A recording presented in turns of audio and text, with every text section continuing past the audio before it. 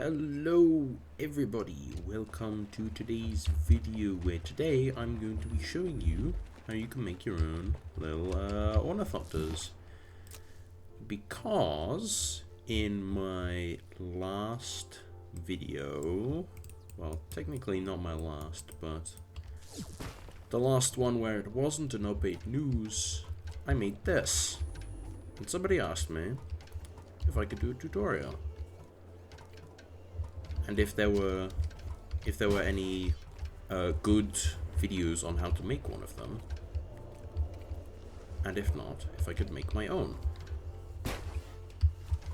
And there are some pretty good ones, admittedly. That dumb guy made a pretty good one, and my friend Zeno also did a pretty good job on saying how the logic works. However, I feel like it would be good to do one anyway, seeing how they are quite old and maybe faded away from the public spotlight. And that's not even including any other ones that may have been even better, but just haven't got the attention they deserved to actually help lots of people. So today we're just going to be making another ornithopter, like so. And the difference here is you'll see it happen. So let us begin. For the first step, obviously you're going to want a seat. Now for this, you can use literally any seat you want, and to prove that you can use any seat, I'm going to use the crow's nest, because I feel like it is, with its 4 attachment points, it's the worst one to work with for projects such as these. So we're just going to give it a little platform here. Give it some rudimentary landing legs. Don't need it to be anything fancy for now.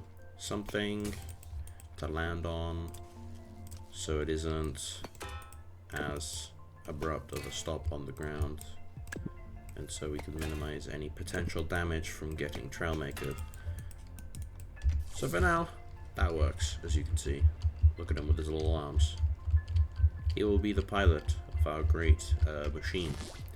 So for now, in order to test our creation, we're going to add some gyro stabilizers to keep us afloat, to keep us upright. Let's not set them up too high because the creation is still light, and if they are too strong, then it will start jittering and everybody will be sad. And by everyone, I mean me, because then my project will not have gone as intended, and you know, it's not important. What you're going to want to do next is add some hinges. You could also do this with servos, but I'm going to use hinges right here. Actually, I'm going to use a set of both. I'm going to do both right here. Over here, we're going to put some helicopter blades for our lift. Now for this, you could use any other lift pieces, because modular wings produce lift whichever way round they are, as long as they're not upside down, and spoilers produce lift from any direction as long as they're upside down. So if I just connect that right here, you'll see, hopefully, at the, no, let's put it right there. You can see that the center of lift is influenced by the spoiler. So if you ever need to cover some holes with something that a modular wing wouldn't allow for, you could just use spoilers, which I think is very neat and handy. However, now it is time to make the logic for the flapping. And so the first thing we're going to want to do is set our movement things to hold position, and now you want these to be at the same angle. So we're going to want to go for, let's go for 45 degrees. And let's set them all to, let's set the hinges to 2 speed, because I think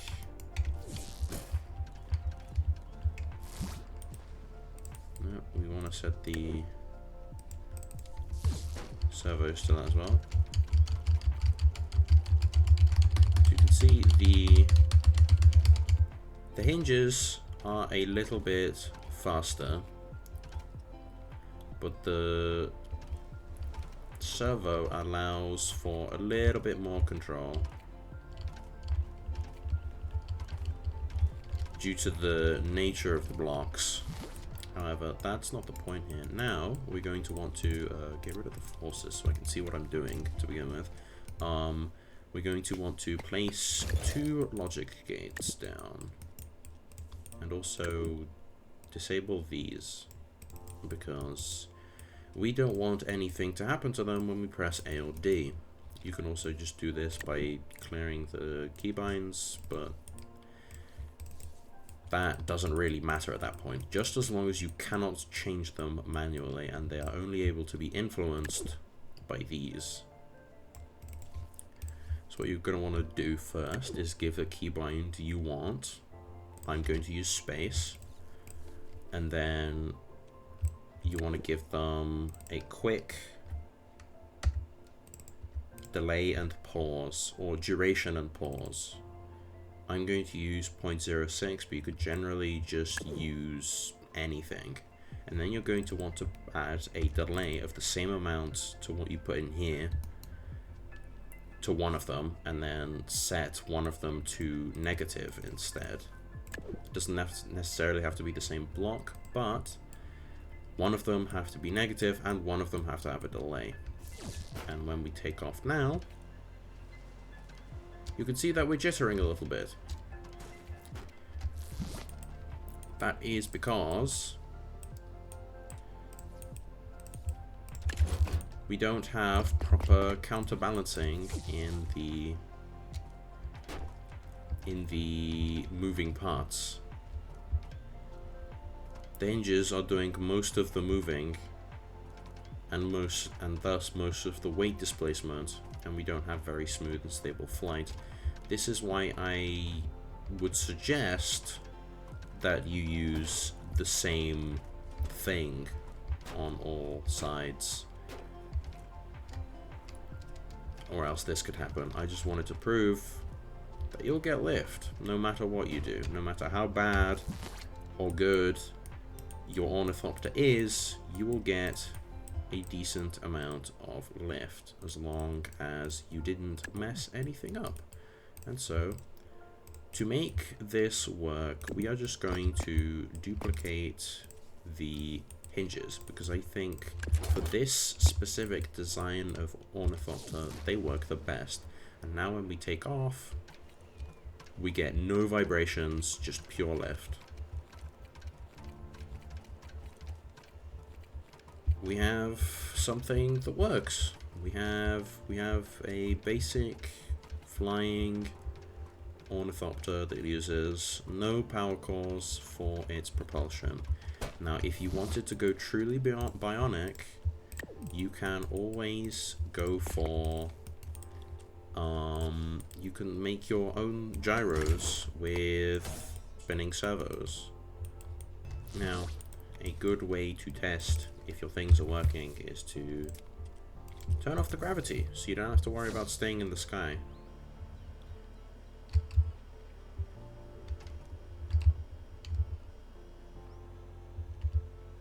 See, that's working. So I suspect that, yes, our roll, or our pitch even, is working against itself. And so we need to fix that. Now that we have basic functions in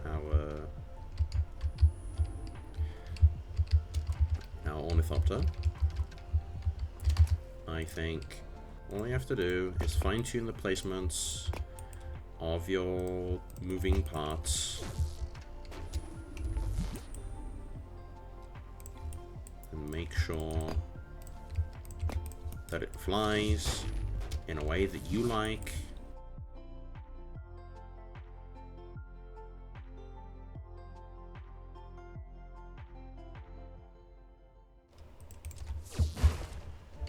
Now that my roll isn't inverted, it should be a little bit easier to move around. As you can see, we are flying. Not extremely well, but the power core count on the speedometer says 0 and we are in the air. Now, you could use this to get that Trailmaker's achievement for staying in the air for longer than a minute, I think it is. I think I just used a helicopter that used spinning servos instead, but you can do whatever the hell you want. I'd say this is definitely the easiest way to go about it, and if you want to make it even easier for yourself, what you can do is add an automatic stabilisation to your gyros.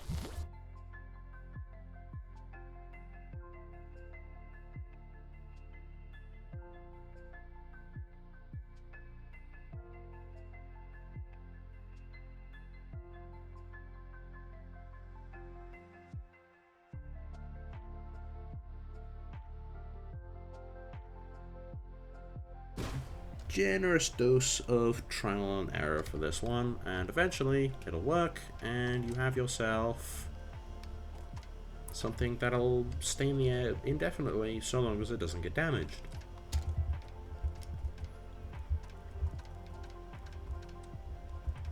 Now, this doesn't have to always be on. You can run it through AND gates and have a keybind to toggle on this stability system, but for now this will do. And this is infinitely expandable in that you can make the gyros stronger by adding more weight, and you can add more lift by, well, you know, adding more lift. Like, for example, like this. I'm adding longer helicopter blades, and we go up a lot quicker now. But that is the basic principle of an ornithopter. And as you can see, it is very simple to not have to use gyros. However, in a pinch, like you saw with my fly, it's easier and more compact to use gyros. However, it was always easier and more compact to use gyros. You could also use helicopter engines if you want. Go all classic with it. But, you know, that was the basic principles of an ornithopter. And now, once you have that down, you can expand it in so many different ways that I actually don't have a complex ornithopter here to show the mechanisms that you could add. However, I do have something else, wherever it is, which is this.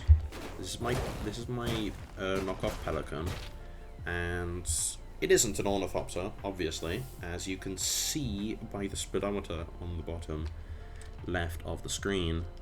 This is far from an ornithopter. However, there are a lot of systems on it that you might want to add. For example, a stabilized VTOL mode with altitude control and reaction control system, which keeps me in place. You could add a tractor beam to lift things. You could add a first-person information display. You could add fancy doors. You could add automatic landing gear.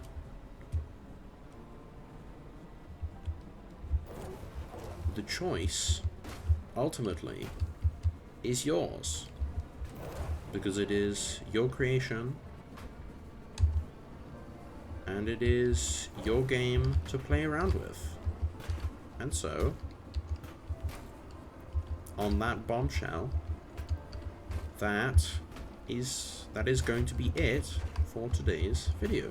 If you enjoyed, definitely consider leaving a like and subscribing. It boosts my engagement, helps out my channel, and makes it so other people who might be interested will see this on their YouTube, and maybe watch it, and maybe like it, and maybe continue that circle. And then everyone is happy, and then everybody knows how to build ornithopters. So that's been enough from me. I will see you all in the next video. Take care.